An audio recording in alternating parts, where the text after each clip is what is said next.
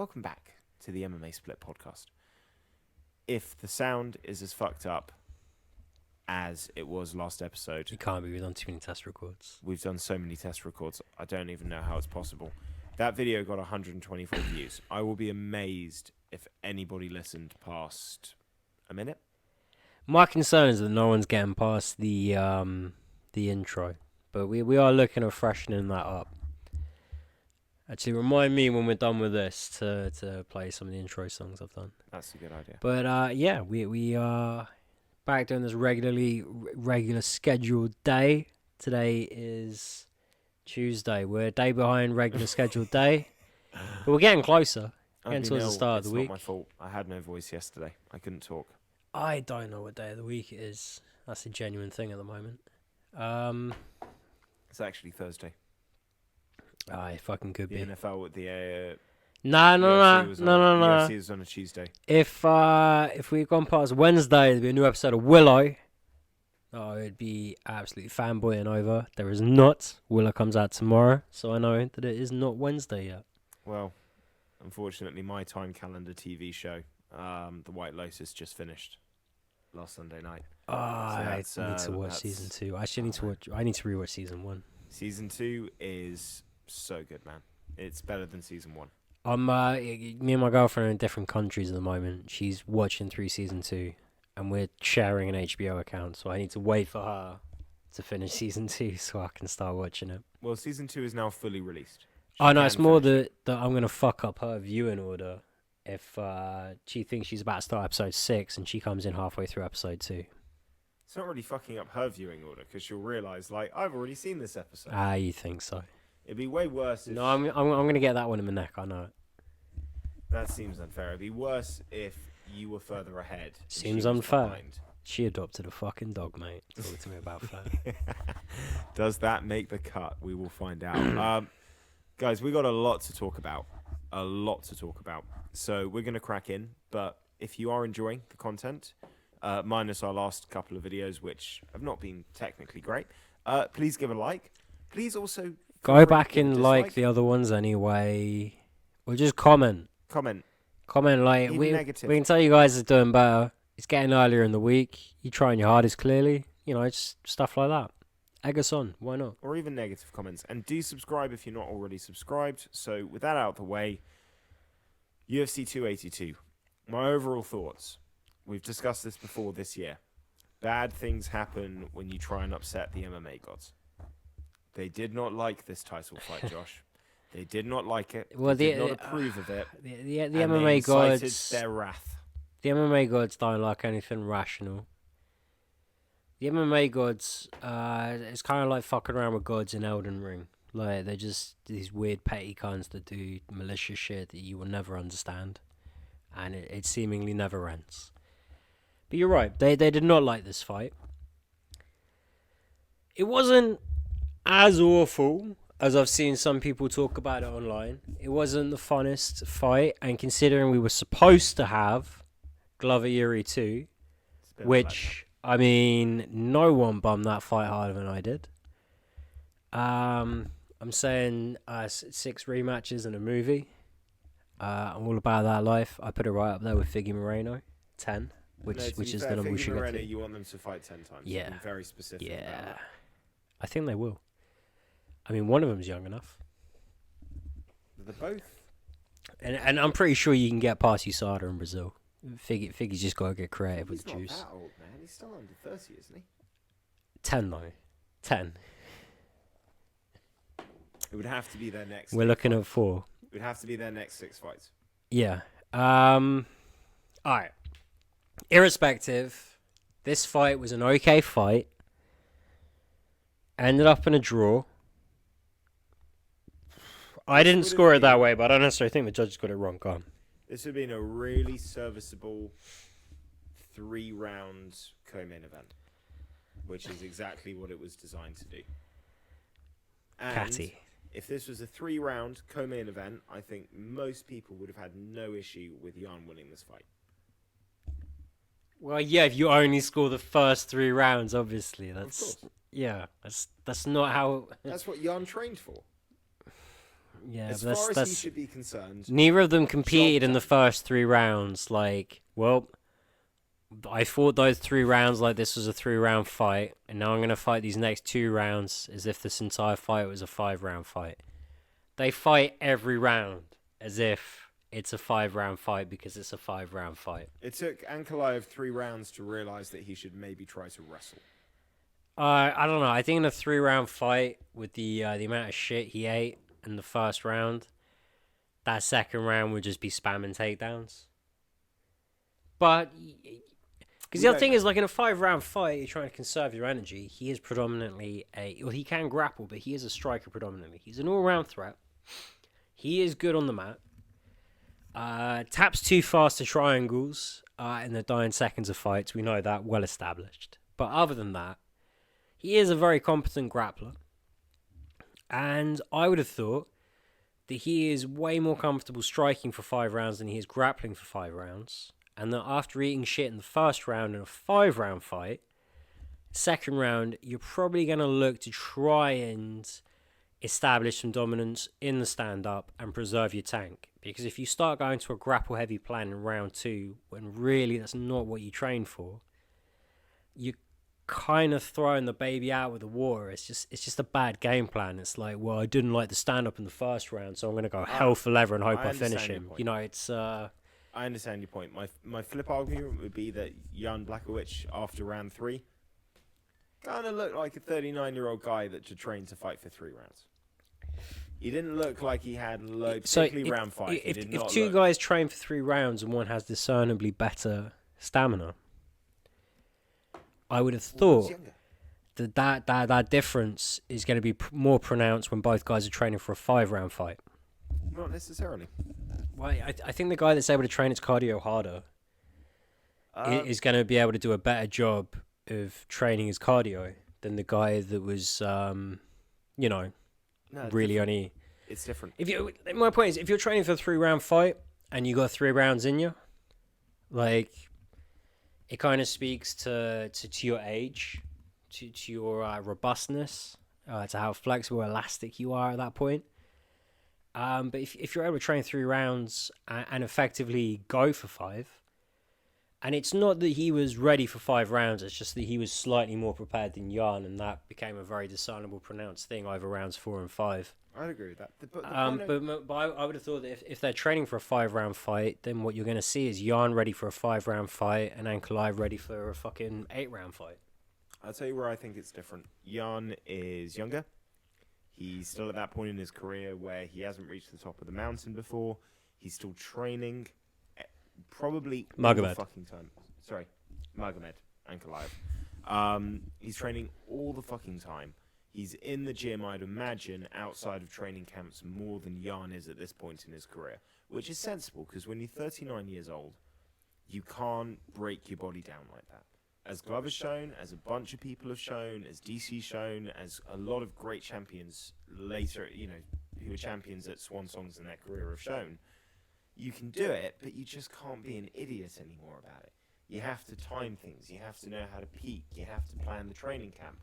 The training camp has to be effective. You can't do that young man, youthful, fuck it, I'll just be ready to go as many rounds as it takes. It becomes, no, I've got a 3-round fight. I'm going to wear my body out before this to the appropriate level to be ready for a 3-round fight. I'm not making excuses, okay? I thought, well, let's get into the actual fight itself, the scoring. So, people are really angry about these scoring decisions in these main and co-main events. And I only think there's one fight to be angry about. I think this is a... Well, no, there's I think... I also think there's only one fight to kind of be angry about. I would say it's this one, though. Okay. Now, I scored this fight for Ankalaev. I gave round 3 to Ankalaev, but I didn't give him a 10-8 in that 5th round.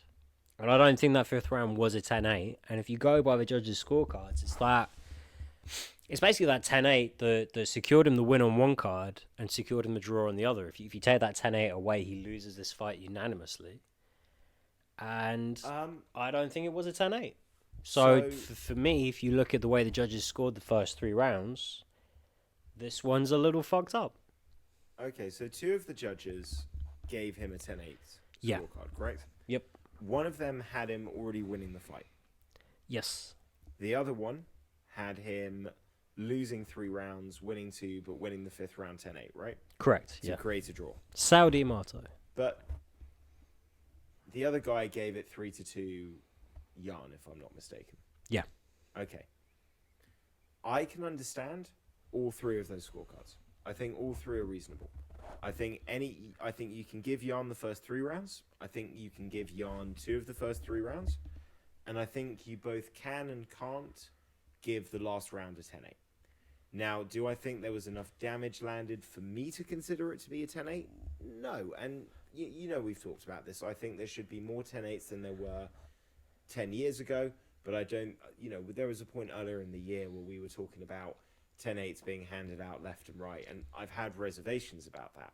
I do think there needs to be some, fight close to ending damage to kind of swing it in that favor, or just total domination. But what I can say is Jan was fucking tired in that 5th round, man. There wasn't a lot. He wasn't really giving anything back. He looked like a guy that was thinking maybe I banked 3 and I can hang on. So the idea of reviewing the scoring system and creating it so a 10-8 would be more plausible, and 10-7s were going to replace 10-8s. There was a 10-7 earlier on this card, in my opinion. Okay. Yeah. Actually, I would say the end of the fight. You talking about Till? We'll get to Till versus. I feel Till saved at the end of the round, took it back to a 10-9. I only had it as a 10-8, but they changed the scoring so that they could use these 10-8s more liberally. And then specifically in the wording put that these 10-8s were not going to be used more liberally. So I can understand why there's a lot of kind of fuck up and confusion with it. And in the spirit of the thing, I would have scored that as a 10-8. But if you just go by the kind of language they put in the scoring criteria, I think you have to give it as a 10-9. I don't think it's like a big fuck up. It is close. It could be a 10-9, could be a 10-8. I just feel like that's a bigger gap and a more obvious decision for me than scoring any of the Pimlet Gordon rounds. Although maybe round 1, I would say, is on par with that. So for me, I'm like, if you want to talk about bad decisions, I think this one's worse. But I don't think either of them were too bad. I don't think the refs really have a judges shit the bed on this one. Oh man, I think they really shit the bed on the co-main event, and I think they got it wrong. No, I got a lot of things to say about Max Crosby. Before we move on to the co-main, though, I think one of the funnest things to kind of like dissect now on this championship non-starter is that they're not going to look to do a rematch. They're going to do the already booked Glover Teixeira Jamal Hill fight is now going to be the undisputed title fight, which is the right move, I think. And that's in Brazil. That is next month. Yeah. We're not waiting for that. Okay, so let's get into this. So let's just talk about the fight before we kind of get into the whole ramifications. Let's just quickly touch on the fight. I mean, really, it was the story of the leg kicks of Jan and damaging... And the power. And being able to make the stand-up, count in at least 2 of those first 3 rounds. I personally think all 3. And then really Ankalaev being able to switch to the wrestling, put him on his back, and dominate afterwards. But it's led to a draw. And the problem with a draw when you have a vacant title is there's nobody to award it to. This is the worst situation. Yep. And neither guy responded well in the immediate aftermath as well. I didn't like them putting words in Jan's mouth from Joe Rogan. I didn't like the way Joe dealt with any of that. I thought Joe was pretty fucking out of line. He needed to wind his fucking neck in. At the same time, Jan should have just, when he said, I need to watch the fight back. I don't feel like I won. I didn't lose. I don't feel like I won. It's frustrating. I'm disappointed. I need to watch the fight back. Done. End of soundbite. Done. Shouldn't have been like, oh yeah, Ankalaev should have the belt, blah, blah, blah. Shouldn't have fucking humored Joe Rogan with his bullshit. Done. Anything after that, just no is a complete sentence. You just walk away. Like, you didn't win the fight. No one expects you to stand around anymore. Be gone. Ankalaev had the problem with the translator. Well, allegedly, I don't speak Russian. But allegedly, he said, I'm not fighting him as City again. Translator said, we're not fighting him as an organization again. Obviously, it's the same judges they have in most cities. I understand that the different athletic conferences do make a difference Well, there's a sometimes, but couple this that just have wasn't one of different those rule things. sets. There's a couple with different rule sets, and that can obviously complicate certain matters. But that's not. Yeah, but if you're going to refuse to do Vegas right around the time you fucked up your title shot, you are not going to make it easy for them to give you another title shot. That was bad business. Both of these guys have lost way more than they ever would have if the Yuri versus Glover fight never fell through. If this is still the co-main event and a 3-round fight, there's most likely a winner or a loser. We're not in this draw situation. Whoever wins the belt in the main event. The winner of that fight then goes on to fight in the title shot. Now they're in a situation where both guys who were just fighting for the belt are now not going to be involved in the title shot. That's happening next month. Dana went crazy, dude. Dana had a press conference like a man that has had a week completely fall through. He's tried to save a pay-per-view, and then he's been completely fucked over by his main and co-main event, which, I mean, we're going to talk about the rest of the fight as well. This was shaping up to be one of the best cards of the year until these top two fights. Still was a good card. And it was still a great card, but nobody's talking about all the good stuff. So, yeah, he decides in the press conference that that Glover's fighting Jamal Hill, ranked number 7. 6. 6. Well, they moved him up this week. I'm pretty sure when I looked at the rankings before Saturday, he was at 6. He's 6, and that's Anthony Smith was at 7. And that's with Yuri at 1 as the vacant. So, like, really the number 5 guy. Okay. When you figure, because the rankings right now, the champ is at 1. So what would have been number 1 is 2. So this was number 3 and 4, but really this was like contenders 2 and 3. Okay. Assuming, because like, Yuri's abdicated. Glover's the guy we want to see fighting for the title anyway. So saying this was like 3 and 4, that was a legit 3 and 4. But if you really think about the way the rankings work, this was really 2 and 3. So Jamal Hill's 6, really 5. I'm completely okay. If you see the number 5 guy fighting for a belt, that's not that unusual. Now, it's not a case that, this because the standing champ is cleared out of the division. It's because the standing champ's got a serious injury, abdicated the throne. 3 and 4 fucked it up, so 2 and 6 get to make a fucking go of it. He decided this at the stadium, in the moment. Jamal Hill has said that he was contacted about the title shot whilst Ankalaev and Jan were still in the octagon. Ha! And Dana brought all of this out in his spectacular post-fight press conference that we will be referring back to numerous times in our podcast because there's stuff that's relevant to the co-main event. There's a bunch of other stuff. Haven't seen it. It's a classic. Somebody asks him, what do you do now that the title's vacant? He says, I'll tell you what you do. You do Glover versus Jamal Hill in Brazil in January for the belt. And they said, is that done? He said, that's done. Well, that fight was already announced because I didn't know that Dana had this nuclear fallout. I watched the fights Sunday morning, finish up Sunday afternoon. When I was done with it, I messaged you. I was like, so is there any point in doing a rematch, or do you just do the title fight Hill against Teixeira in January? And then you were kind of responding to me, and I didn't understand that had already been made as a done deal. Yeah. So it's a bit of a who's on first kind of thing for a little minute. Here's the problem when you book a fight whilst you're ringside in the arena in Vegas. A few things Dana White didn't realize. 1, Jamal Hill was already booked to have a fight in February as a main event against Anthony Smith. I swear he was already booked. When I looked it up on the fucking Saturday, I swear he was already booked against Teixeira. No. He was booked to fight Anthony Smith as a main event of a fight night in February that Anthony Smith has already been training for a couple of weeks at least. Oh. Dana did not realize that this fight had been booked when he contacted Jamal Hill. He also didn't realize that Anthony Smith is higher in the rankings than Jamal Hill. I believe. But only by 1 and has already lost to Glover. This is true. But still. Also did not think to contact Anthony Smith to let him know his fight was getting cancelled, whilst Anthony Smith was working the desk at the arena in Vegas, and finds That's out pretty from the sloppy. press conference, and then has everyone cut to him and start asking him live on TV, "Oh, so you just had your fight pulled away from you. How do you feel about that? Like, did anyone just tell you? Oh no, you've just found out because we've all just seen the press conference. Oh, that must suck for you. Is that upsetting because a guy that's lower down in the rankings to you has just been pulled ahead of you for a title fight and no one even like contacted you? And have you already paid your coaches?" I think that's an unfair question.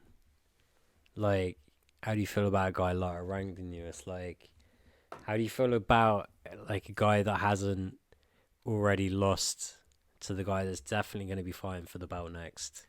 Listen, Getting a shot over you, it's like, fuck. Anthony Smith handled it like a happens. pro, and then just at the moment, You'd expect him to. just at the moment where it looks like he might blow his lid a little bit, John Anik, as a friend, kind of stepped in and started talking and sort of took him out of the. Well, those are some shitty Off the fucking camera. questions. That's really poor TV. So yeah, it's Glover versus Hill in Brazil, and I'm going to be honest, I think Glover wins that. I mean, probably, but you know, Hill's got like that power, so it's interesting. It's not the power, it's the speed that scares me with Hill. That hand speed is ridiculous. Whether you want to talk about it as in like actual like physical power or like physical speed, the knockout power is the same. True. You know, Hill has that threat, so it's interesting. It's interesting, and we've seen, you know, even when Glover was in his prime, he was never like enough of an athlete that he could like avoid threats. And as much as his grappling is an asset, his risk reward kind of threshold just kind of verves towards like the more exciting Yeah. kind of like striking battle. So you never Listen. fucking know. Watch the Anthony Rumble Johnson fight. It's always there. Glover can get caught. If you're explosive and you're dangerous in this division, you can catch him. The danger comes from if he can get you down. Now, Jamal Hill's got a black belt in jiu-jitsu, but there's black belts in jiu-jitsu and there's black belts in jiu-jitsu. It's an interesting fight. I love the fact that he was clearly stoned out of his mind when ESPN contacted him for an interview on Saturday night. He had no intention. This wasn't even on his radar. That's how you He's should be on a just- Saturday. He's watching the fights. He's enjoying himself. He's having a good time. All of a sudden, his phone starts blowing up. But he's got a title shot, man, in Brazil. Glover's back in the title picture, Yep. and the MMA gods As have well been as it satisfied. should be, right? And the MMA gods So- have been satisfied. Yeah, they never are. They fucking never are. Well, they weren't done taking their wrath out. Let's talk about the co-main event. I guess We have different opinions on this, which really surprises me. this So- fight, not as bad as I think you're about to make it out to be. It's one of the worst decisions I've ever seen. It's really not. I Terrible also decision. scored this fight for Jared Flash Gordon, but I had every round very close apart from the first round. Well, I had the first round close, but the first round for me is the clearest, that is for Gordon. And then I had rounds 2 and 3 also for Gordon. So, yeah, bad judging. But, honestly, you go back and rewatch the fight. It's a close fucking fight. It's, in my opinion, a bit of a bad decision. It's not a robbery. It's not clear cut that Gordon won that fight. You can make enough of an argument. I think a lot of people are saying rounds 1 and 2 for Paddy. I think it must be rounds 2 and 3 for Paddy. I don't know what the official That's not what the scorelines judges were. said. What do the judges have it as? Judges, I think, were all over the shop, but I'm pretty sure that at least 2 of them gave Paddy the 2 that, I mean, all 3 gave him the fight, but 2 of them gave him the first 2 rounds.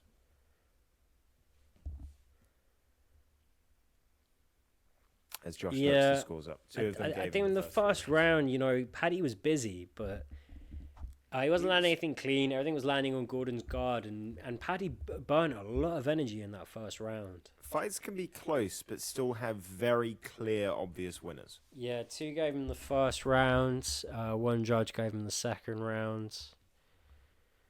Gave him the third round. All 3 gave him the second round. It's a bad decision, man. I don't care if maybe it's not the worst, but I think when you factor everything in, Paddy being the hype train, bit of negative press coming out about him before the week, like, you know, him being put in the co-main event because the title fight mixing out, and, you know, in many ways a lot of people feeling like this is a hard test for him, and we're still not even close to the ranked guys in this division, and he didn't pass this test for me. I think he very clearly lost the fight, even if it's not a robbery. No, even the most hardcore Paddy fan in the world doesn't come out of this feeling good about him taking steps up in quality. Hello. Paddy fan number 1, apparently. How can you feel good about a performance? Because it was a close fight. He got the win, so he moves forward, whatever. But Paddy fought like absolute arse in this fight. He was way too willing to engage in the stand-up. The stand-up wasn't leading to any kind of level changes.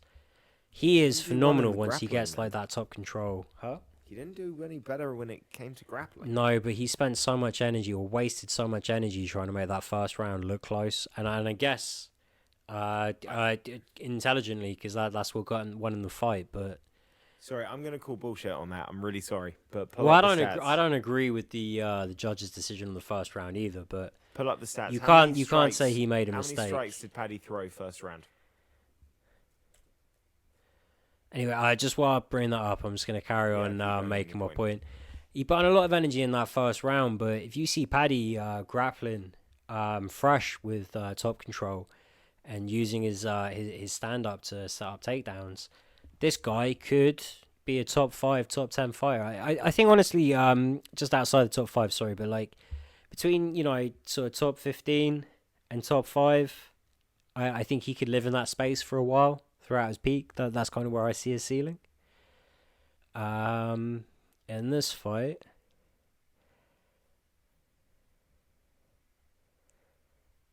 first round officially landed 29 of 70. That is not burning. But these are significant strikes where he's throwing from distance, really kind of like lunging into those hooks and things. A lot of head kicks. I feel like he did burn himself out. I think he spent a lot more energy in that first round than he would have ideally liked to do. Yeah, I mean they do say getting smacked with clean left hooks over and over again. It is that will tire you out. Yeah, again, I'm not trying to make an argument for why he won the fight. I'm just saying that guy put way too much energy into that first round. That affected how effective he could be. That's a really good sentence. That affected how effective. That impacted how much of an impact he could have in the fight from there on out. Did you just change I did. Because you didn't want to use I want to double down on it. And then you basically... It was a nice little wink when I left it in dry, yeah. Thank you for acknowledging it. Well... either way, I don't feel like we've seen Paddy fight anywhere near his best in the UFC. What we have seen is, love it or hate it, an undefeated UFC fighter. He will take a step up in competition, and hopefully he takes it a lot more fucking seriously, and we see kind of prime Paddy Pimblett. But I as a Paddy fan, I'm excited to see him carry on moving forward. I believe for a very short period of time, after seeing some of his grappling in the Jordan Levitt fight, that he could maybe get into that ranked kind of territory. I think he's at his level. I think his level is somewhere between the top 20 and the top 30 at lightweight. I think he's had 4 fights where he's won, but you're seeing serious holes not being addressed. As soon as he fights anybody that is a serious threat in this division, which you don't have to go into the top 5 to find. This isn't middleweight. This isn't heavyweight. You know, everybody's a killer. Ismagulov, Guram, Renato Moicano. I think all of these guys would literally annihilate him. I think that the big issue you're going to have with Paddy is branding, because his brand works when he's winning. It doesn't really work Oh yeah, when he's losing. yeah, And yeah, he's yeah. going His to his start star falls off a losing cliff when he very loses. quickly. But I think this might be the last shit Paddy Pimblett fight we see in the UFC. I think from here on out, you won't see him take a fight without thinking about it now. He's hit that Sean O'Malley level where it's like, okay, you're being paid enough, your profile is big enough, so now you've got to think about what fights you take. I think he'll be intelligent enough to stay away from like ridiculously strong grapplers if he can. His real kind of bread and butter right now. From ridiculously strong grapplers in the lightweight division. Well, yeah, his bread and butter right now is going to be to try and take out other up and coming 155ers that are good in the stand up game. That's not a step up in that case. I don't know. I feel like you can still take a step up. You can still take a step up past Jared Gordon without getting into like elite grappler territory. Jalen Turner's only just got ranked. Yeah. Like this is my point, man, is we're not talking about a division where there's all of these guys out there. Well, like, do you know who I think the most winnable fight for Paddy would be? Go on. That's ranked at lightweight is Conor McGregor. Well, yeah, That's the most winnable fight. that's exactly what I was saying. Someone's got to stand up and not really any grappling. Jalen Turner. Jalen Turner's got amazing grappling. You got not on the same level as Paddy. Same with like someone like Joel Alvarez. Athlete, dude. It's a different level of athlete, man. It's a big threat. It's a big step up, but it's someone that Paddy can. Joel Alvarez, okay, yeah, Paddy's going to be a better grappler than that guy, but you're talking about a 6'3" man that can fucking. If you get hit by the shit that Jaron Gordon just hit you with, and you're fighting Joel Alvarez, the fight is fucking over, man. Yeah, so that's what I'm saying, Matt.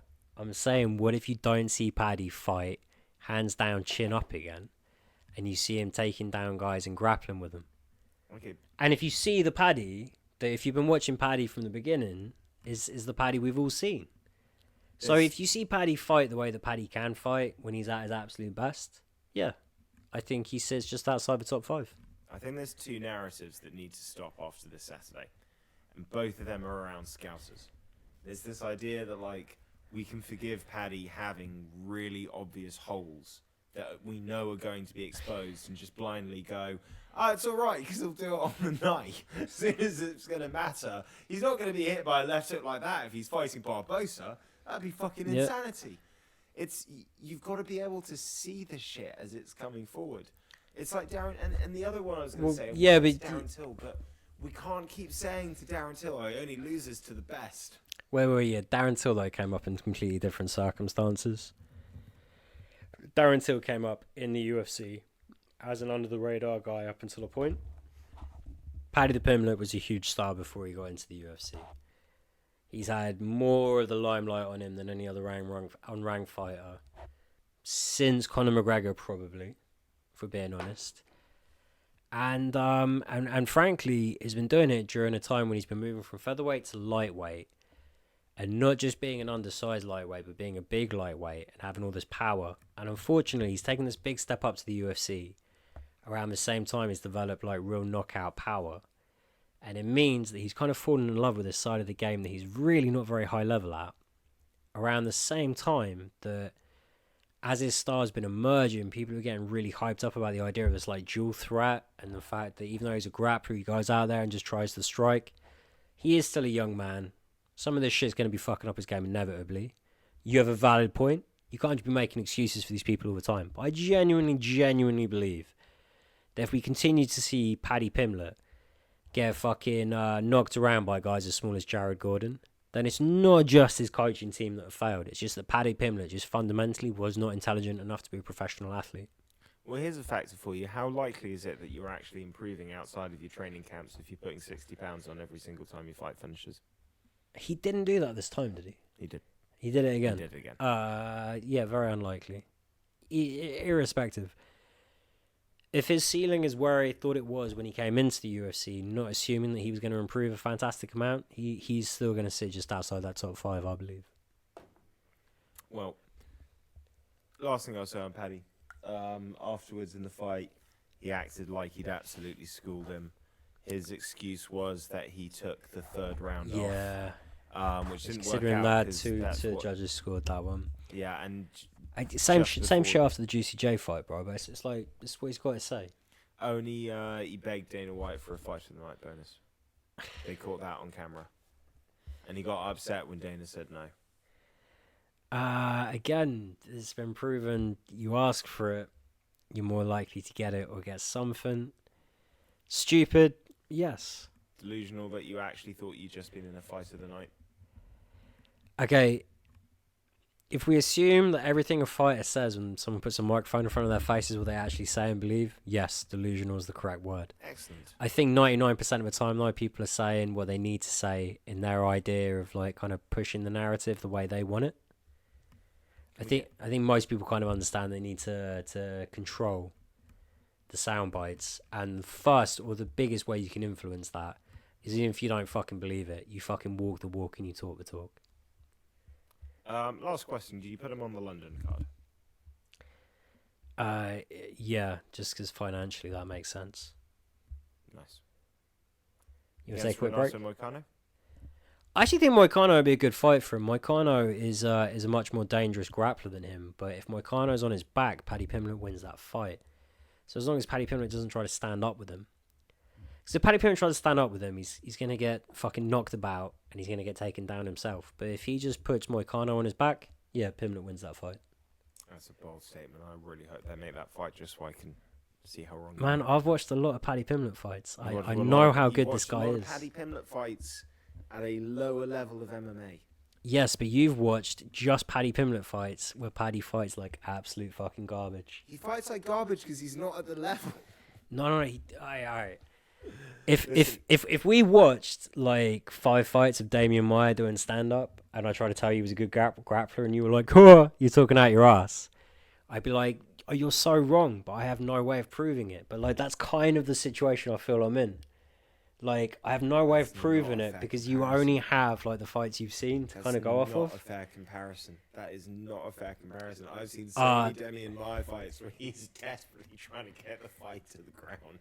Yeah. It's obvious that he understands where his skill set is. No, I think this is why that was a good metaphor then, because you don't understand how frustrating it is as a Paddy fan to watch him engage in a stand-up in this way. Paddy is like 98% grappling, 2% stand-up. Damian Maia was 100% grappling, 0% stand-up. Would Damian Maia in modern day times get to the point that he got in his career when he got there? Yeah, because of how good he is at what he does. Okay, but again, a bold statement. And we are back. Let's talk about the rest of the fights. So we're over the only two situations where judges had to come into the equation. I did want to say one thing, though. So one of the judges that gave Paddy the fight also judged the Sabatio versus Stotts fight the night before in Bellator. And the reason this is significant is that in the first time in MMA history, a judge scored a 50-45 scorecard for the guy that ended up losing the fight in Bellator.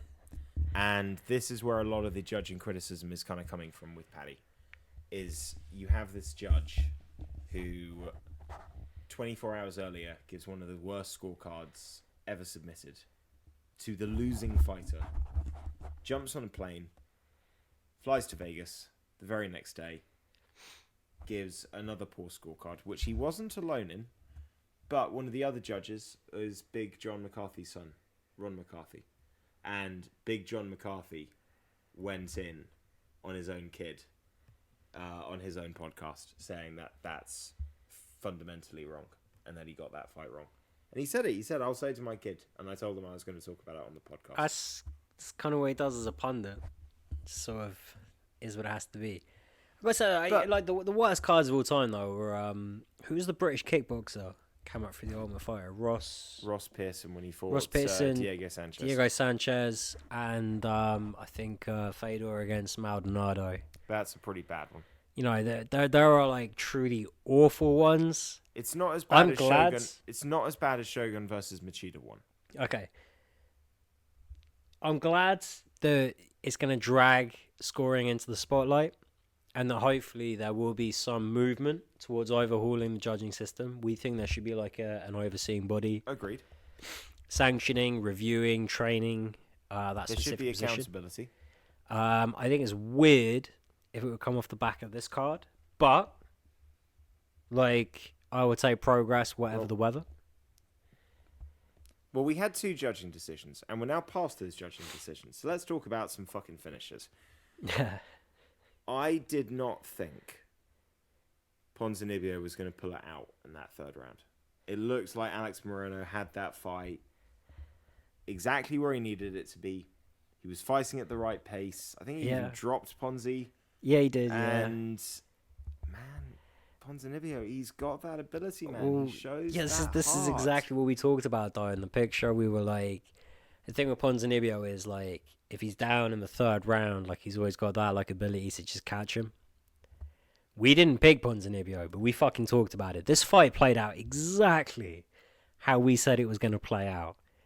And this is still the only pick that I feel I officially got wrong.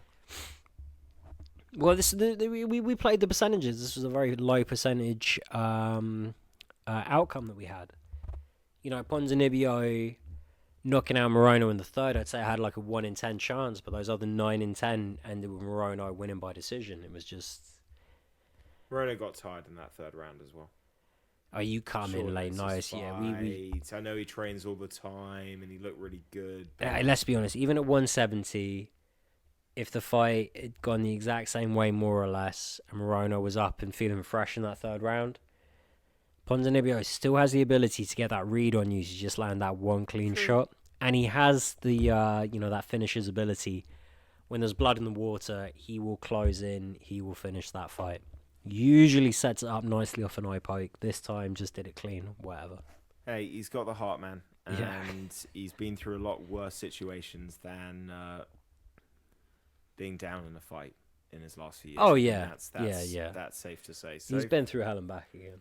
Morono, he snaps a 4-strike fight winning streak. I don't think anyone's going to hold that against him. Pons gets a win that he desperately needed, man. He stays alive in this division. I think both men see their stock raise. I'd agree with that. Okay, one guy whose stock did not rise is Darren Till. I will give Darren Till the largest amount of credit for surviving that 1st round.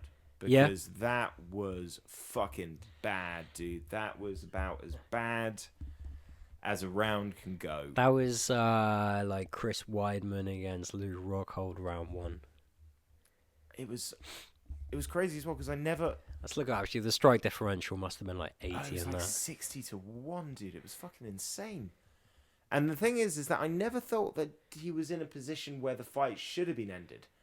But it gets to a certain point, like it was getting close to that point. The warnings he drew were valid. Yeah.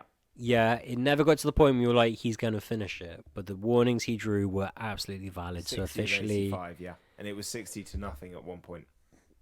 60-0 at one point. Because eventually it's not about damage. This is the round you want to call 10-7. Until Darren Till turned it round at the very end and reversed the position. Here's the thing. Did any one shot land that made me think like, oh, he's really in trouble? No. But at a certain point, it's like, if you can't get out of that position, Darren, they're going to have to call the fight because you're in a position that you can't defend yourself properly in. Like, I don't know what else we can say at that point. Was it the last minute, last 40 seconds? He reversed the position. He lands some good shots from Dracus. I had it very clearly 10-8 up until then. Then it's just a very obvious 10-9 for me. But I can totally see the argument for 10-7. I mean, if I have it clearly 10-8, you have to be able to see an argument for 10-7. That's kind of how I feel. Now, it's a 10-8 because Darren Till turned it round. For you, that made it a 10-9. I could have lived with a 10-9. But if this fight had gone to the scorecards and Darren had, for example, won the 3rd round as well... Yeah. And then they gave him the fight, it would be a little like... Well, to be honest, the way he bounced back in the 2nd round, I did think that as much as that must have worn on him in the 1st round, Dracus is going to be feeling the more immediate effect. You know, later that evening, Till's going to be the more tired man. But right there, with the adrenaline going in the 3rd round, Dracus has tired arms and a tired back, and Till's just got kind of a beat up face and a heavy chest. I did think he was going to be able to pull out more of the second round and the third, and maybe squeak a decision here. Because I had it 10-8 rescue to 10-9 in that first. So I was thinking maybe Till kind of guys against my pick here, but pulls it out of the bag, and then Dracus just took it to another level. Like I said, my kind of breakdown of him was this is like an athletic version of Elias Theodorou, and the way he will barrel in, he does do it quite intelligently, although not as intelligent as Elias. Dracus will land more cleanly and land more powerfully, but he will burn a lot more energy and he will be more tired and susceptible to tag. Still, when he puts it all together, scary fucking guy. Rounds 1 and rounds 3. Very much, kind of the way we were polishing this guy's brass, so to speak, in the pick show. Very well deserved. Till did show me something in that second round, but in between recording sessions, we were talking about things. Till possibly finished. Here's my issue with the second round, dude. Drickus was done. Drickus was exhausted. You had an opportunity to take that guy out. And this is kind of what the problem with Till. That second round, there's so many things that he does from a technical point of view that are so nice, and you see him with that little Muay Thai bounce back and forward. We got the read on the movements, and he was catching that counter elbow quite nicely. But it's like it's a nice short shot. You're reading that movement, but as soon as the guy adapts, that's gone away. And also, it's like if you're not really stunning a guy with an elbow to the point that you can then land some good shots, you're actually just kind of compromising your elbow quite badly. It's not a shot you want to be like scattering in like intermittently. It's like a good power shot you want to throw in with some other stuff that really makes a guy question whether he wants to be in the cage with you or not. It's not like you're not going to slightly build up to an accumulative knockout with that. You're just going to end up like blowing out your elbow. Here's the other issue with it as well, man. So other things I felt, even in the second round, which Till did well in, he's so left-hand dominant. Yeah. I mean, so left-hand dominant. I'm a fan of using that lead hand to just set the range every now and again. But there were so many times I was looking at it, I'm just like, dude, you're making it so obvious that you're only going to land on one side with power. You're just looking for that shot that's going to set up the finish, and that's it. Yeah, but you're also negating the opportunity of like... it's a poor move. There's no right hooks coming. There's nothing with the right hand that Drickus has to be worried about. He just has to look and read the right flinch for the elbow or the left hand coming through. So that's an issue. Lack of aggression. You've got a tired guy there, man. And you might have lost that first round 10-8. That has to be in your mind. So that has to be that killer instinct. And instead, it just looked like a guy that was just, I'm in a Muay Thai fight now. I'm just finding my distance. And then it looked like when Drickus got some energy back, the fear of the takedown came back in. And, we talk about this elbow that he throws. If I'm throwing against a guy that I know might be trying to dive under me, and it's already been documented that I'm struggling to do his takedown, I don't want to be throwing shots as the taller man that are coming over. Yeah. I want to be trying to set up low shots. That's when uppercuts need to be coming in, knees. And you want to have your shoulders that far over your hips when the level change hits you. Exactly. So even his striking style created problems for how he was going to defend the takedown if he got countered. And I know that he tore his ACL, but some of the takedown defense is not good enough for a guy that's been training with Hamza all year. You can't be this You can't be this fragile. You can't be tearing your ACL every single fight. It's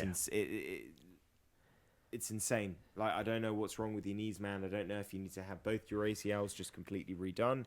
I don't know what doctor you're going to when you fuck your ACL up. Sometimes it's genetics. Sometimes it's shit fucking luck. Sometimes it's lifestyle.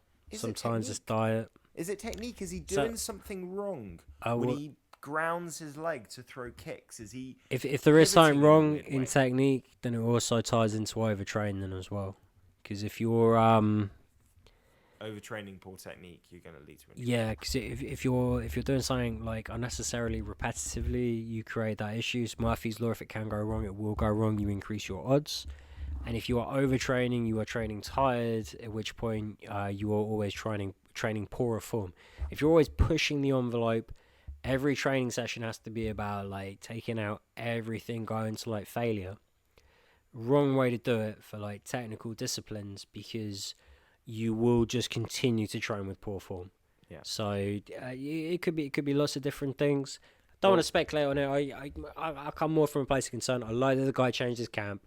I like that the guy's trying to step up things in terms of like diet and be less of a party boy, be more of a dedicated pro athlete.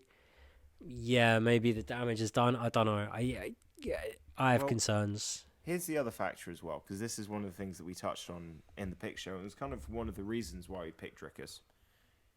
Darren's was 1-5 or 1-4 going into this fight. I think he's now 1-5.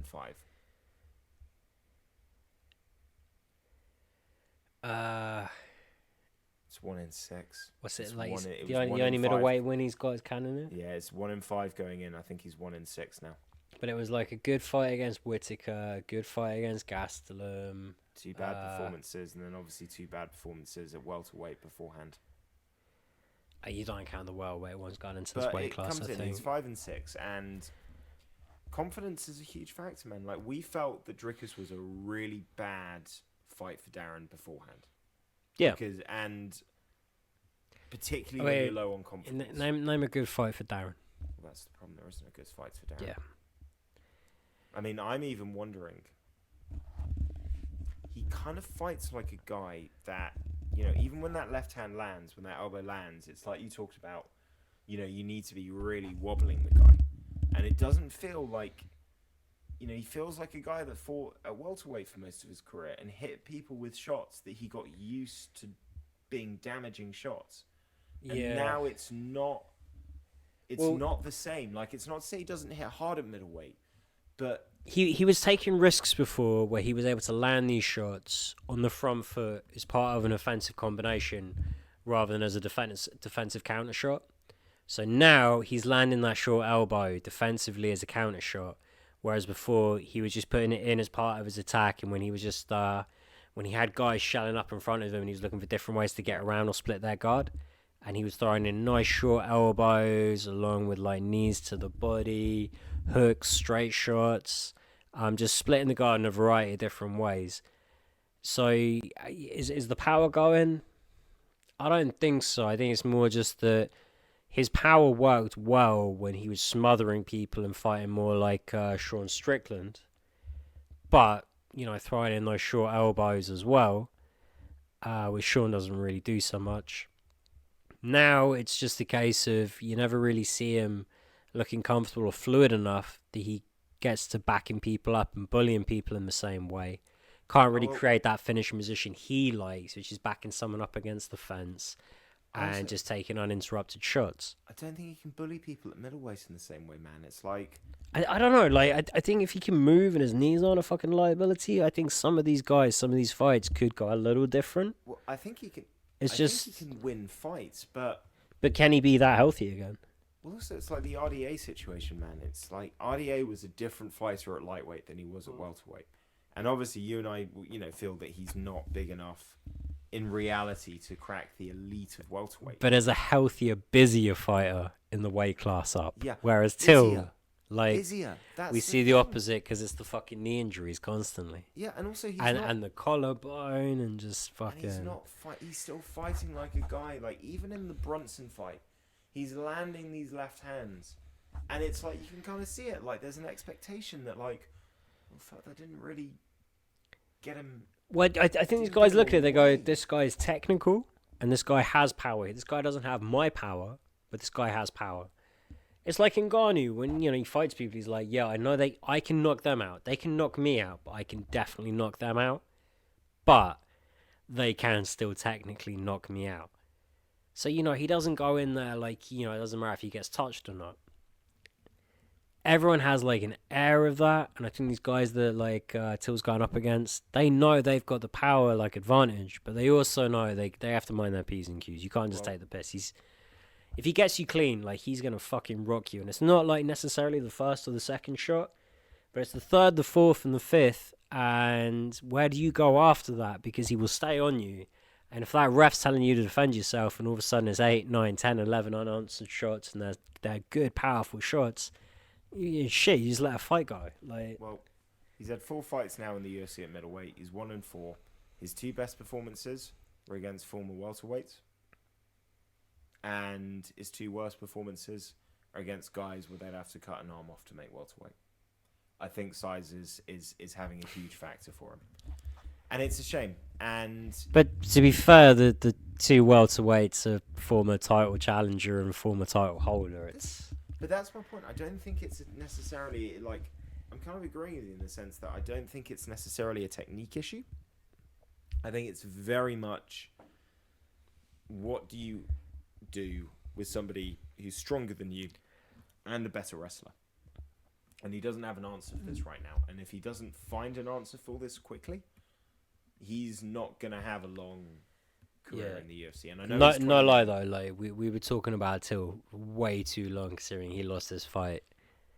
Dracus du Plessis, good win. Recently ranked, moving on up. Good win. Showed good heart in the second round. Showed a lot of power and intelligence in the first. He'll struggle at the top though. That top 5 at middleweight is. Whittaker, I don't think so. I'm going to need to see him take that step up to 5-round fights.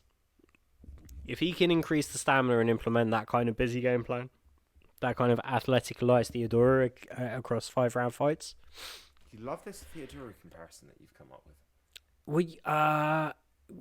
It's easy to think of guys that just recklessly barrel in with combinations and have success. Without kind of coming up against ones that ultimately had lots of failure and couldn't make them work. The only other one that is like really, really, the only one that's better than Elias Theodora is Robert Whittaker.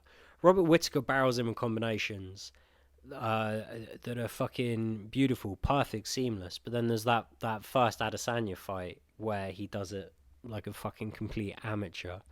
And I feel like sometimes when you try and talk about Whittaker barreling in, there's just that kind of that Adesanya thing in people's heads where they're like, oh, he means badly. Like, no, I mean perfectly. Elias Theodora, though, is such a great comparison to use because I'm a better athlete than Elias Theodora. But that guy fought in the UFC successfully for a long fucking time. And to be honest, the only reason he got cut was losing one fight after he did the whole ring guy thing for Invicta, which Dana did not like. That guy was just like a big middleweight version of Dominic Cruz, only way funkier, yet somehow more successful, but against lower ranked opposition. Comparison or not, I think Dricus struggles once you get up to the. I mean, to be honest, even I think Strawn Strickland would be a tough fight for him. But wait, look, anyone that basically everyone ranked above him, we know can fight 5 rounds.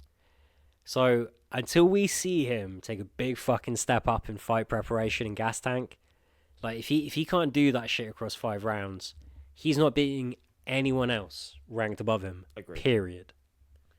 Can we talk about Ilia Topuria now, who won me the picks?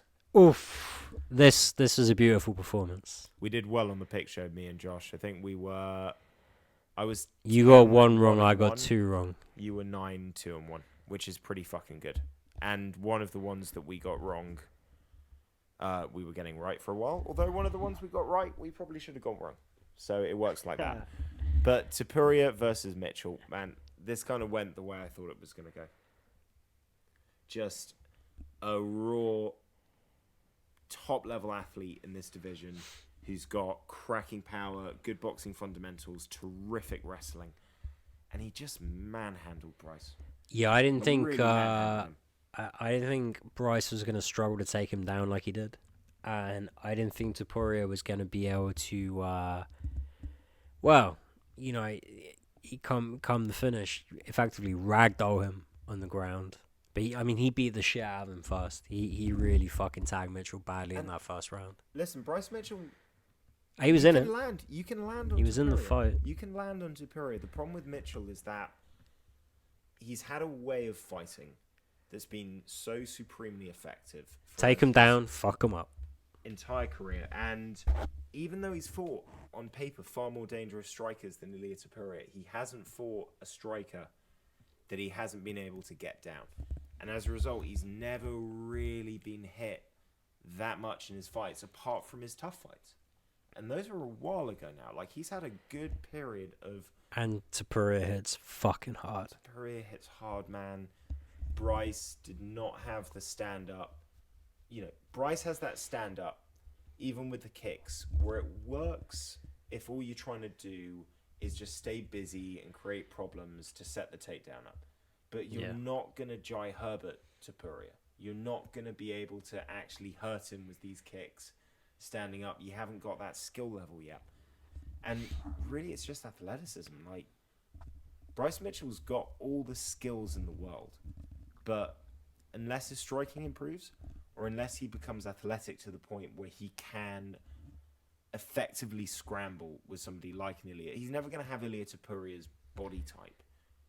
Yeah. But the athletic side of things, like, if he can't outmuscle him against the cage, if he can't outwork him in the clinch, then he's got no business really trying to go for takedowns there. And it should have just been separate, open mat, striking leads to takedown, work that single leg, constantly turn him away from the fence because you know that's where his back's going.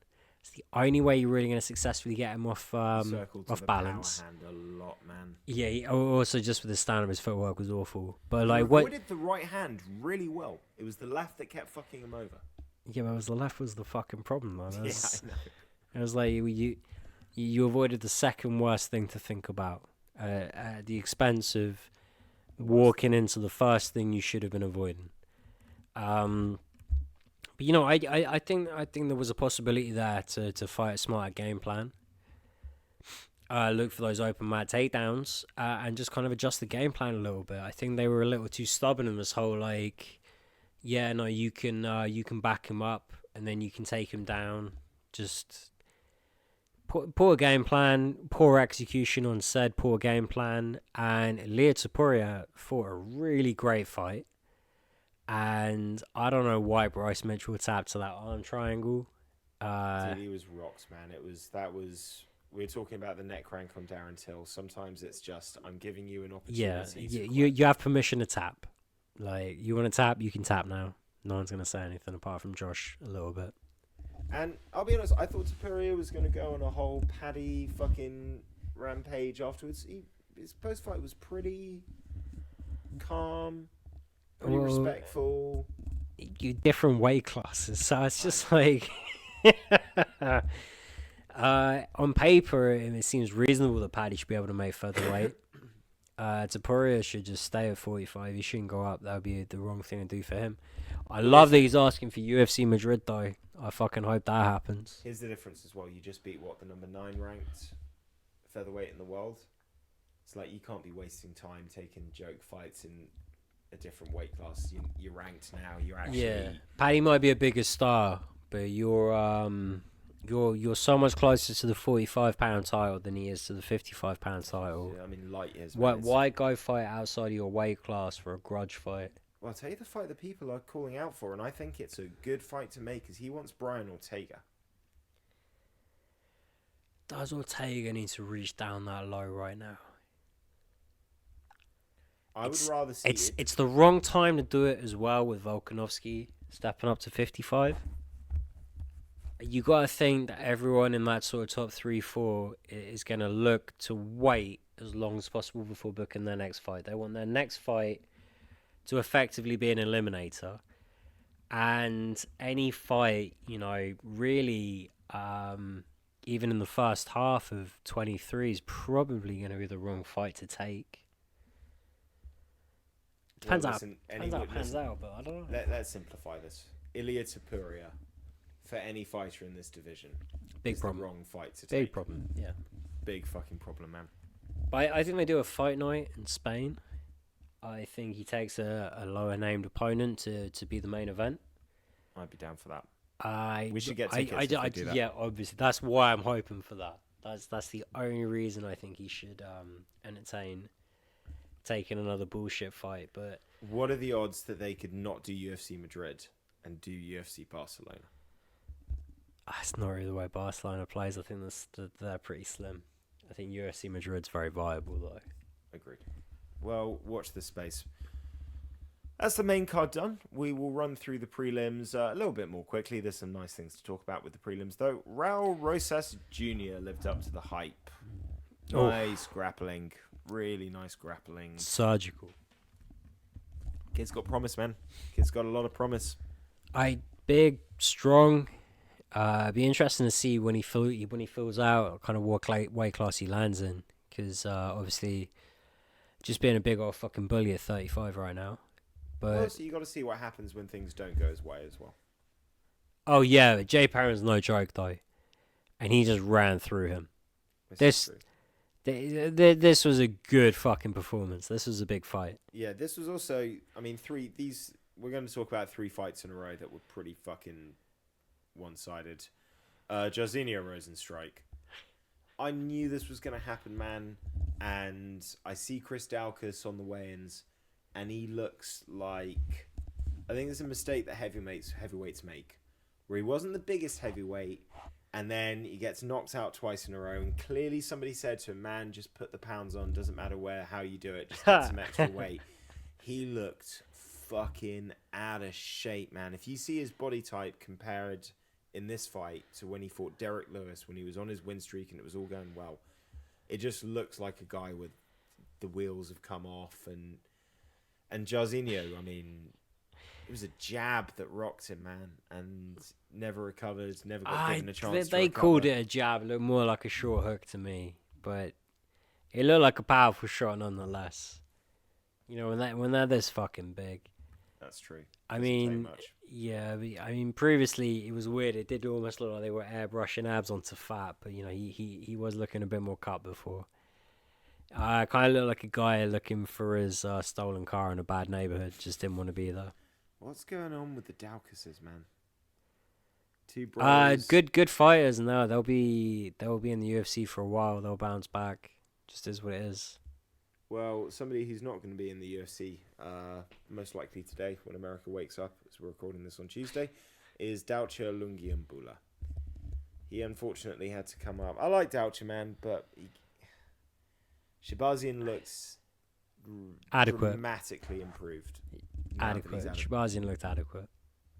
Yeah, but he looked terrible in his last couple of fights, so it looks like some proper training has helped him out. I mean, you know, he's gonna get that in Vegas. So big win for Shabazian. He's back on track. Delta, I think they cut. Joaquin Buckley comes up short against Chris Curtis, man, and he was doing. Cut Buckley? Fuck no, man. Buckley's great. I would think about it. A middleweight. You know, we were talking about this in what fight were we talking about? Paddy Pimblett having to do a lot of work to land the same number of significant strikes as Jared Gordon did. Yeah. And it felt like Buckley was winning the fight, but he was having to work extremely hard. Yeah, that's every Chris Curtis fight. And, well, that's the other problem with Chris Curtis, is that you're watching it thinking, okay, maybe this is going to be the Hermansson fight, where the fight just slips away from you and without you really taking your moment. But aside from that, what you've shown is that you're going to stay really defensively responsible. You're going to figure out your timing and which counters are going to work best. And you're going to hit him. I thought it was going to be a body shot to set it up, but you're going to land something in boxing range because Buckley's going to give you that boxing range too often.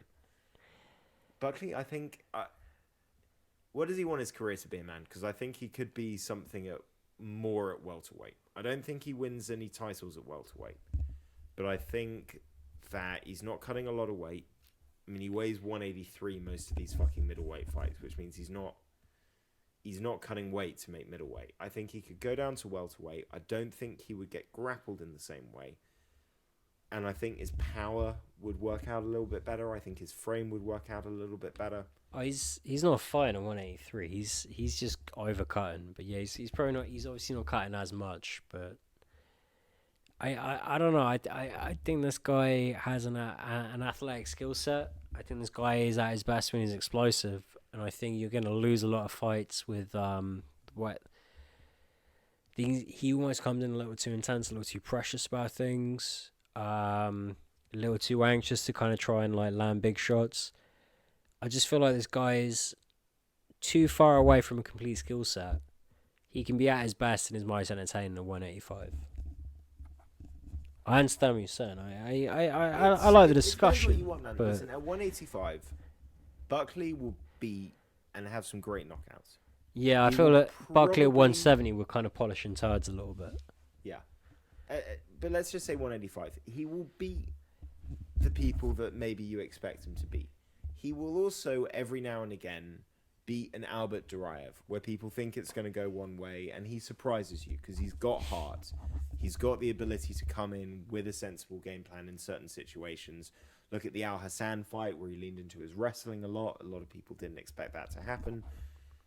But Chris Curtis is that awkward. Like, I think Chris Curtis is really well ranked at, I think, 15 or 14 at the moment. And I think that's pretty reasonable. And he's shown that, like, listen, man. I think Buckley's like a poor man's Eric Anders with the highlight reel knockouts. Yeah, smaller frame, but I can understand that. Chris Curtis can beat some. Chris Curtis can beat better people, and he can beat the Joaquin Buckleys of the world. And I'll say this, man, his guard is really fucking good. He doesn't eat a lot of shit clean. I haven't really seen him wobbled, and he times those counters, man. Once he gets those reads, that second round, he has real power too. Yeah, I mean that counter was timing as well, man. Just catching the kick, boom, and yeah, you know you've got power when you can hit somebody like that and really wobble them, and then finish them the way that he finished him on the ground. I thought that fight wasn't over, and then he landed those ground strikes and ended it. Big win for Curtis. Big win for Billy Quarantillo, who had, I mean, really, it's classic Billy Q. Didn't go so well in the first round. Hernandez looked pretty good at 45. Put in a good first round. Just looked a little stronger, a little faster than Billy. Was tagging him up, had him cut. Billy started working. Well, at no point was I worried. I don't know if you were. I don't think you were. I wasn't too worried, man. We've seen enough Billy Q fights by this point. Also, Hernandez, I'd say this. Hernandez looked like a guy that lost his last couple in a new weight class. It felt there was a little bit of anxiousness in the way he was fighting that first round. Like, he kind of fought like, I don't know how well this goes for me, rounds 2 and 3. And listen, Billy Q, he lives for that. He lives for dragging guys into deep water, drowning them, having the gas tank, having the volume. And really, Alexander Hernandez has not shown an ability to survive fights when they kind of start turning away from him. No, he's very much a knockout or get knocked out kind of fighter at times. Billy Q, king of the brawl. I knew this was coming. Second round. I enjoyed this one a lot. Yeah, it was a good one. And listen, it was a good fight. Good. Prelims were awesome, man. Actually, I tell you what was an even better fight. TJ Brown versus Eric Silva. This was a good fucking fight, really man. Good fight. Like, this is the first round coming out, and like we picked TJ Brown, but yeah, I wasn't so confident. First round, I was like, well, fundamentally, Eric Silva is the better fighter here. It's just, you know, how far can he go? How much energy did he burn? Because I know what TJ Brown can do. And Jesus Christ, like, these gentlemen brought it out of each other. This was a fucking fight. This might have been my favorite fight of the night. Oh, I thought the first fight of the night was pretty good. I mean, the first fight was pretty good. I didn't like the foul and how that interfered. But yeah, these first two fights for sure, probably the best fights of the evening. And not just in terms of like action, but just like in terms of being like a high level like technical fight. These first two fights were phenomenal. Particularly like Silva TJ Brown was a very high level fight. TJ Brown is not as technical as Silva, but was just able to go a little further. He's got that whole fucking Dirty South, trains with Bryce Mitchell, just the whitest, the white trash, and Eric Silva. I thought looked fucking phenomenal. Is definitely a fighter that I'm going to be paying attention to moving forward. Had enough power, had enough speed in the stand-up to kind of react and adapt and make the adjustments he needed to make in the first round. Grappling looked fucking phenomenal. Yeah. Eric Silva, I'm keeping an eye on. That was a fun fucking fight.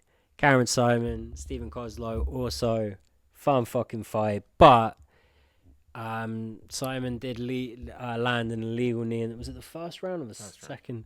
First round. To a blatant downed opponent, like if Kozlow had said he couldn't carry on, there was a legit argument to make for a DQ. Like, I thought that was I didn't even realise that it was a no contest conversation going on. I thought refs do tend to lean towards like it's accidental. There's a handful of refs, like if it had been Mark Goddard, you're like, yep, I feel a DQ coming my way. Probably would have been the right decision as well. I'm not saying something negative against Goddard there. But Kozlow continued. He eventually got finished. Obviously, that knee's going to have a cumulative effect. It compromises. It does. Mistakes happen. Simon gets the win. Kozlow will be back. We hope. He might not be, but hopefully. Yeah, but Kozlow did look the better fighter there before that illegal knee. So that 10th Planet Jiu-Jitsu was on show. The guy was able to effectively make use of that rubber guard, that what do they call it, mission control position. I thought he looked really fucking good, and I thought that illegal knee was a real fucking shame. That's why that first fight was tainted for me by the knee. I'm not shitting on Cameron, I'm just saying, you land an illegal blow like that, the rest of the fight has an asterisk. Yeah. Which won't be recorded, is what it is. And it's a bit of a shit way to lose your undefeated record as well. Yeah, man. I mean, and it happens like to fucking everyone. Like I remember Joe Lozon landed one against what's his name? Colehill. Oh, on on the Ultimate Fighter, and he ends up carrying on fighting him, and Joe Lozon wins that fight. But it's like just one of those things where it was like, even back then, like culturally it wasn't really acceptable, but like you should have, pushed for that DQ. Kozlow should have. Hey, woulda, coulda, shoulda. You got to learn. It's not. Yeah, it's not where you step into the cage, right? So it's not. It's not really what's like fundamental to you as an athlete, but like it's just a sensible thing to do. Is like that's what they should be doing. Well, in fact, because sorry, I was gonna say, what's the other one? Because corners, up until very recently, haven't really been looking to throw a towel in very often. There was a corner this weekend, tried to throw a towel in, failed to get the towel in on time, ended up having to retire between rounds. What fight was that? Was that this weekend? That was the week before, actually. Pretty sure that was the week before. We didn't talk about it, though. Like, trying to throw a towel in, not getting the towel in. That's pretty poor. What do you do? Yeah, I mean, yeah. You should be able to get a fucking towel into it. It's one of those things that you assume that the answer would be like, well, it's never happened, so we never talk about it. Is that literally it? Just maybe no one's ever practiced it, and the ring's easy because you've got the ropes to throw it through. Yeah, just one of those things. Like up until, like, you remember in baseball when the pitch hit the bird, and they'd be like, well, what do they do if a bird gets in the way? And the answer was always, well, it's never happened, so we don't talk about it. And then one day it finally happens, and you're like, well, I don't know how they address that. I don't know what the rule is for birds now. Or if they're just like, it's never going to happen again, so we just will never talk about it. Well, the good news is, in that specific example you've given, that will definitely never happen in a UFC fight. Yeah, no one's ever going to throw a baseball during a UFC fight. Have you seen, though, the clip that'd be fucking stupid. of when somebody threw a skateboard into the octagon? Nah. Oh, man. I've got to show you this clip. So it's not real. How long ago? It's not real. Okay, not real. It's not real, but somebody basically did a video edit to John Jones knocking down Shogun Rua, where he catches him with a counter as Rua's basically coming in to try and hit him with an overhand. And the way that they timed it makes it look so real. It's so realistically done. It makes it look like Shogun stepped on a skateboard, slipped over, and then John Jones has finished him. And I sent this to my dad and my cousin Tom, both of whom were just like, "No way! What promotion did that happen in?" And be like, "No, that's Shogun versus John Jones." It's like it's that famous John Jones skateboarding incident. Yeah.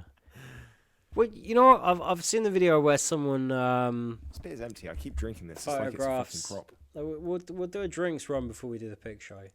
I've seen when they give Douglas Lima the gauntlet, the Infinity Stones. Thanos' gauntlet. When he knocks out MVP. Yeah, I've seen that. That was good. Kicks the leg out and then an uppercut from hell. In fact, to be honest, I saw that before I saw the fight. Because that meme was up like hours after that fight. Like, I woke up hours after that fight ended, and the meme watched that fight. I had already seen the meme before I got around to the main event. Did it give away who you thought won? Obviously. Obviously, watching MVP get knocked out. It wasn't like I went like, well, Thanos wasn't there, so that's not how it happened. I understood what element had been introduced. I could understand what had happened there. Okay, well, we talked about the fights. We got to touch on a little bit of news before we go, because this is news to us a little bit until a few minutes ago today. But apparently, according to Wonderboy Thompson, Usman's injured. There's worries about Leon versus Usman 3 for London. And the name that's getting touted is Leon versus Jorge Masvidal, which I kind of agree is probably not the right fight from a competitive standpoint. But in terms of what would I like to see happen in March in the O2, yeah, I'm down for that. I want nice, easy. Yeah, name one sellable competitive option. Colby Covington. Yeah, Colby Covington, not as sellable as you might think when it's not against Masvidal or Usman. And two, I don't know how viable that is right now, and also just like a bad option for this new marketable champ. So, and also he might win, and then you have to do Colby versus Usman 3, which nobody wants to see. Yeah. Whereas Masvidal probably loses to Leon, which means that you can sell it, get the pay-per-view money because you're going to sell the rivalry. So good. There's no other real viable option. So obviously, this is the fight to make. What about Bilal Muhammad? Does that not make more sense?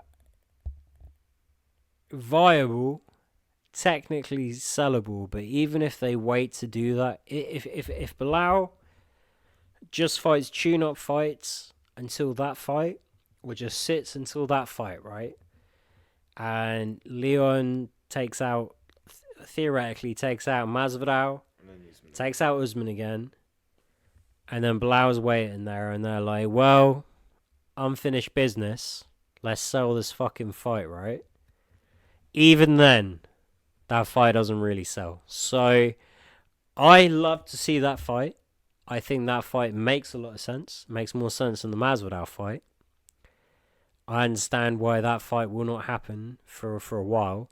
And even if Bilal takes out, say, fucking Chimaev, Gilbert Burns, and Colby, and then they're like, yeah, now you're going to fight Leon, it only sells somewhat. It sells a bit. And that's not because Bilal Muhammad isn't every bit the fucking superstar. That's just because people. He's not a superstar. Fucking. He's not a superstar. Yes, he fucking is. He's not a superstar. Yes, he fucking no, he's is. Not. Yes, That's he an is. Absolute. I'm not. Bilal Muhammad is a superstar. Not, and people are low fucking scum, and that's the reason that he's not a superstar, is because popular opinion. But then he's not a superstar. But only because people have failed him. So okay. Well, clearly we've lost. I understand we're talking about the same thing. I don't understand why you're not on my side. Because your side makes no sense. Because your side makes sense, does it? Bilal Muhammad's not a superstar. Bilal Muhammad is not getting this title. Idiot. Because he is not a superstar. He is ranked number 4 in the world. He's a fucking legend. He's DC before DC was DC. Do you know where Masvidal's ranked right now? 11. That's probably about right. 11.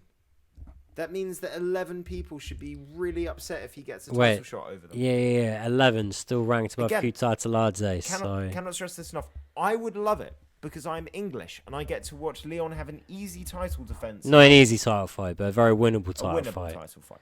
An easier title fight than Hamzat, Gilbert Burns, Usman again, Covington. Oh yeah, fucking of all the fights to make, the most winnable, I would have thought.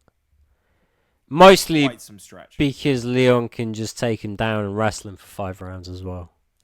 Wonderboy deserves the fight over Masvidal, really. And you could sell that. You could sell that on. Yeah. This motherfucker just had the fight of the year. Well, that pay-per-view Question actually mark. sells. That's an easy one to sell. It doesn't matter. It's not gonna happen. And we can go back and forth on it as much as you want. But the truth is, like, when we argue about why or whether or not Bilal Muhammad is a superstar, even though I know that we both believe he is a superstar. I don't believe he's a superstar. Yeah, you're playing devil's advocate. You've been a dickhead for the podcast. We have different definitions. Doesn't of the matter. word superstar. You understand that Bilal Muhammad is a marketable superstar. I do not understand that. We both realise. Just because you say we understand. This feels like You're the one that asked the question, why not Bilal Muhammad? This feels like a Kathy Newman interview. I feel like every cunt that ever had to deal with Andy Kaufman, honestly. I feel like I'm Jerry the King Lawler. Jerry the King Lawler was not the king. And Andy Kaufman was a legend.